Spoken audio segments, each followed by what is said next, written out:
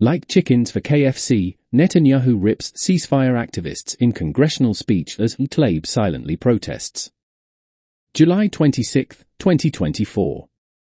Israeli Prime Minister Benjamin Netanyahu tore into Gaza ceasefire demonstrations across the U.S. and accused Iran of funding those protests during an impassioned address to a joint session of Congress on Wednesday.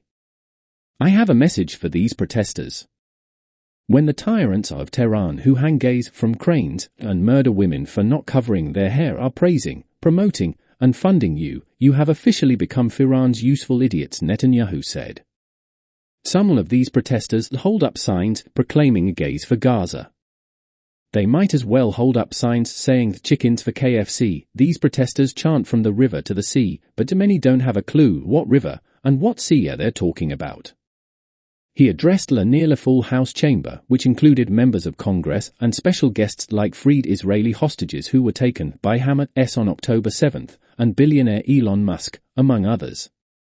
Among those in the chamber was Representative Rashida Tlaib, Israel's harshest critic in the House, who has called for Netanyahu to be arrested by the International Criminal Court, ICC. She staged a silent protest for much of his speech, holding a sign that said "Ceasefire now." Fox News Digital observed a member of the House Sergeant-at-Arms staff speaking to Tlaib multiple times, after which she put the sign down. Representative Anna Paulina Luna, Republican Florida, was seen speaking intensely with Tlaib at one point before returning to her original seat.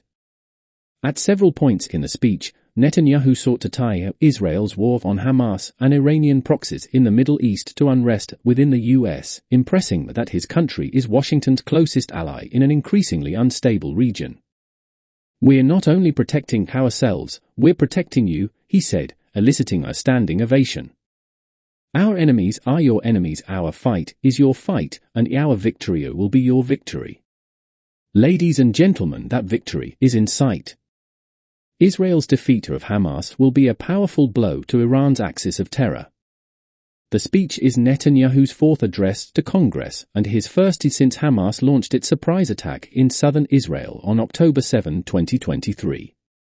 It also comes as both the Biden administration and Democratic lawmakers are increasingly skeptical of Netanyahu's handling of Israel's responding invasion of Gaza. During his remarks, however, Netanyahu argued that continued support of Israel is the way to avoid direct U.S. involvement. He also compared the current conflict to World War II and himself to former UK Prime Minister Winston Churchill. "We help keep the Americans' boots off the ground while protecting our shared interests in the Middle East. I deeply appreciate America's support, including in this current war. But this is an exceptional moment. Fast-tracking U.S. military aid can dramatically expedite an end to the war in Gaza and help prevent a broader war in the Middle East," Netanyahu said. In World War II, as Britain fought on the front lines of civilization, Winston Churchill appealed to Americans with these famous words, "Give us the tools, and we'll finish the job." Today, as Israel fights on the front line of civilization, I too appeal to America. Give us tools faster, and we'll finish the jobs faster.